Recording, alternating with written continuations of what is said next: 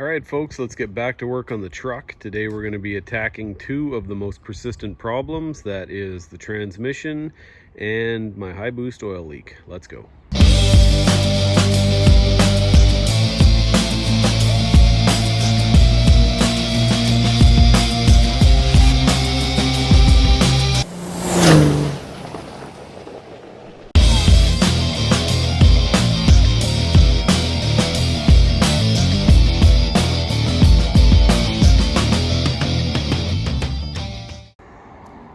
All right, folks, well, I have been driving the truck quite a bit. Recently had it on a trip to Vancouver.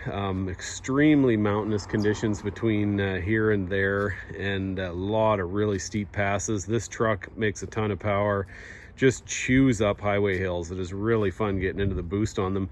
But the thing with boost and this truck is I've really had a problem keeping the oil in it.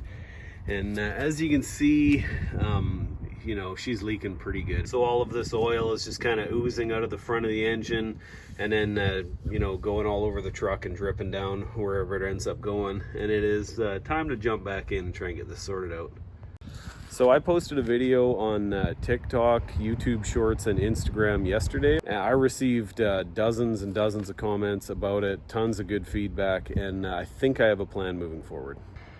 So as I mentioned in the video, my plan was to pull this vanity cover off and put a vent similar to one of these but smaller in each one of the valve covers. I've done a ton of research, loads of things online, and the majority of people say that when you do that, there's a lot of oil that gets into them and a lot of spray that you know, just makes a big mess everywhere. This filter here, I've had this on. This goes into the oil fill.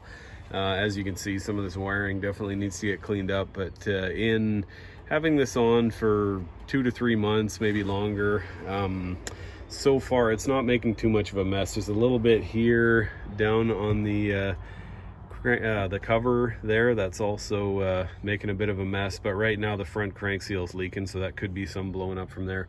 Overall, it hasn't been super bad, but I think the general consensus is that I should put on some catch cans. So this truck has the industrial injection tappet cover, so making a catch can off of the tappet cover oil tube thing wouldn't really work. And then also I've got that vent coming out of the oil fill tube, and it's definitely not enough. This thing gets up to boost so quickly. I mean, you pretty much just blink your eye and it goes from 20 to 50 pounds when you're getting on it, and then obviously it will get up to 73. I definitely need to add more vents in the system. A lot of people recommended that I used those dual valve covers, but they are super expensive. I'm sure that is the best way to go, but you know, here in Canada, I'm probably looking at between $600 and $800 to get them sent here, and you know, duty and brokerage fees and all that kind of crap. I just went to the parts store and got one of these or two of these things, and they're only 13 bucks a piece. As you can see, there's the part number right there. These things should be perfect. If I drill a hole in the valve cover, it's basically got this grommet, so I can just pop it down in there. There's no welding required. And then obviously it has this tube here, and I can run that to a catch can. Now, I bought 2 of them. That was all the store had in stock. I might end up putting all 6 on. In all of the research that I've been doing, I've heard that there can be a huge increase in horsepower by releasing some of this pressure, and most likely I'm going to try running 6 of these. The thing that I like is they're cheap. You know, I like having this vanity cover on here. I just think it looks better, but if I pull that off, you know, I can try drilling those holes. If it doesn't work, I can weld them up and put the cover back on, or if this is all just a complete fail and I have to buy those vented valve covers, then you know what, so be it. It won't matter if I ruin these. So let's go ahead and give it a try. Okay, so I'm thinking about placing it roughly there, kind of in that corner. I did see a picture online of somebody that had some over there, so I don't know if that's the preferred spot, but once it's sunk down in there, it should look pretty decent. Anyways, I think since I have 2 of them, I'll probably do maybe number 2 and number 5, just to kind of hopefully even out the pressure a little bit. Anyways, let's go ahead and pull some valve covers off. Okay, I got that valve cover off. It's got some ribs on it, and kind of looking at the way these two are out here, I think I want the vent to be kind of in this area here. So I think what I'm gonna do is try and drill it right here, and I'll go through from this side with a pilot hole and then come through the other side. All right, well, the hole is now drilled. I was trying to do it with a step drill, and unfortunately my other one didn't go big enough, so I just bought this. These things are cost an arm and a leg. Anyways, the thing fits in there good. Okay, and now I got that first one installed. Everything seems to be good to go. It barely sticks out the bottom. These covers all have a lot of ribs on the bottom, and it just barely sticks past that, so I don't think clearance is going to be an issue, but I will keep an eye on it. Next up, I'm going to throw one back on number 5. As it sits, most likely this is going to spit out oil vapor and make a mess. What I want to do though is just try it without a hose on. First of all, I just want to see, is it visibly coming out of there, or just how bad is it? And then I will probably put one of these on every single rocker cover, most likely, and then just have hoses that maybe run down to a catch can off the side of the motor. So I've been doing a lot of research about stuff like this, and I think a lot of ventilation with how much boost I'm doing is going to be a really good thing, possibly for horsepower, but just for general happiness of the engine. Next up, I'm just going to fire up the engine and hold my hand on this cover and just make sure there's definitely no contact happening. As I said, the part that goes through the cover is just barely through there, so I think we're going to be safe, but I just want to confirm.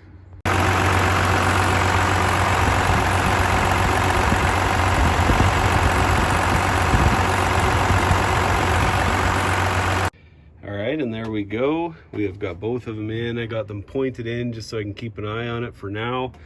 Actually, I'll probably even point this one forward. But anyways, I'm really looking forward to seeing if this makes a difference. Right now, I'm going to take it for a quick drive. Probably won't notice anything, but let's find out. All right, well, I just took it for a drive, got it up to about 60 pounds of boost. And I parked it in a spot where it hasn't leaked oil before, and so far the only drip I'm seeing is right here, and that's under the front crank seal. That has been blown out. All these other things are just sunshine coming through. Doesn't look like there's much leaking. It's not to say it's completely fixed, but after that level of boost, this could just be a residual drip coming out here. So just for reference, I was parked here for maybe like half an hour when I got back from Vancouver. So this was all the drops that was coming off the bottom of the truck. There was a lot of huge mountain passes doing 75 miles an hour up them or so, and that was what it was like. So right now, I just went for a quick drive, but I did get up to 60 PSI. And let's just see what it's looking like a few minutes later. Yeah, I mean, I'm really not seeing as much. When I first got this truck together, if I got up to 50 or 60 pounds, I mean, it was just like a geyser of oil coming out. And that was before I redid my vacuum pump, so I think this might have really helped. Okay, and now just for reference, I'm going to stick this Q-tip in here. I just want to see, you know, is there a ton of stuff already coming out of there? Doesn't really look that dirty. Try the back one.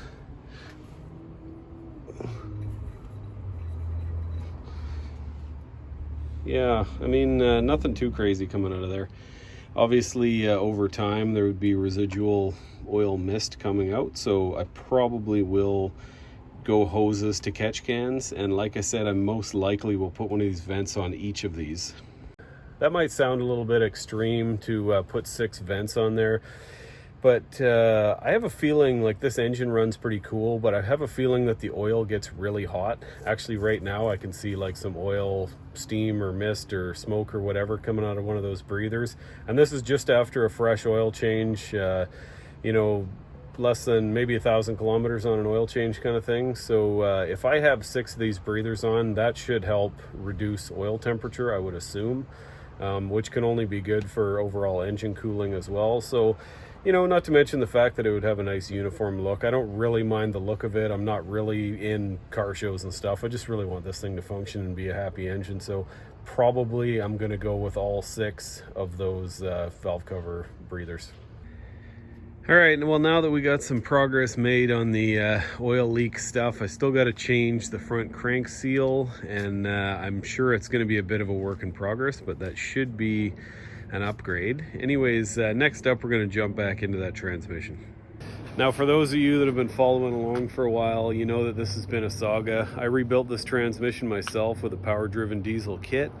For the most part, things went well. The truck is very drivable, but I've got some problems with shifting where it doesn't like to go from 2 to 1, either manual shift or automatic. And so I have to, anytime I want to put it into first gear, I have to go in neutral, quickly put it in first, and I can take off, and then I can upshift manually to second or put it up to drive or whatever. Once it's in drive, it will shift down into second, it'll shift up into third, it'll go into lockup and overdrive and all that. Everything is very normal. It's just the 2-1 and the 1-2, or actually just the 2-1 manual shift is completely impossible for the most part. And also, I can't just put it in drive because it wants to start off in third, which I think is limp mode. So this has been very frustrating. I was working on it for a while. I just got so annoyed with it, and I also just got so used to driving it that way that I really just kind of let a lot of time go past. I've been thinking though, as we've had really warm weather, I have noticed that it's been changing the way the transmission is a little bit, and I think the next thing I have to check is the bands. So I have adjusted the bands on this at least 3 or 4 times on this truck, 72 inch-pounds, and then back it off and tighten the jam nut. I even went and bought a torque angle gauge just to try and get it exact as I could. But I've been doing a little research, and I actually found quite a variance of what people recommend for the front band. Pretty much everyone says 72 inch-pounds, then back it out 3 turns for the rear, and I think that is the book value. On the front, it's 72 inch-pounds, and then back it out 1 7/8 turns. But I've actually seen people recommend as high as 2.5, so I'm almost wondering if the band is maybe a little bit tight. It is a new aftermarket thing, and possibly that might be my problem. So I'm going to go ahead and just loosen it right off to 2.5, take it for a drive, and see if I notice any difference. All right, well, I got that thing adjusted. I'm just going to go on record as saying there's 0 chance that it's going to help, but let's go ahead and give it a shot. I have pretty much, I've been through the ringer with this transmission. It's really frustrating. It's been incredibly challenging, and it's probably not this simple. So anyways, let's take it for a drive. I'll delete the codes first and see if it changes anything. Okay, well, I just took it for a test drive with it backed out to 2.5, which is kind of the outer extreme that I've heard of. It felt a little bit softer in second gear. It might have been slipping a bit more, or I might have just been imagining it. This time I'm going to 1 3/4, which is the other extreme, and we will see how that feels. I don't think that this is going to fix anything, and to be honest with you, I don't think I'm going to be able to fix this transmission. It's just been going on for so long. I would bet that it's probably something to do with the valve body or something with the PCM or something that I can't fix. I've just always had this feeling like it's just going to go on forever until I get somebody else to look at it. But anyways, I'm going to go for a quick cruise. I'll delete the codes again and see what happens. Well, absolute shocker, it is not fixed, no difference. So anyways, it is what it is. This is just one of the most stubborn problems I've ever dealt with, and probably ain't going anywhere anytime soon. So thanks for coming along. Please like and subscribe, and we will see you on the next one.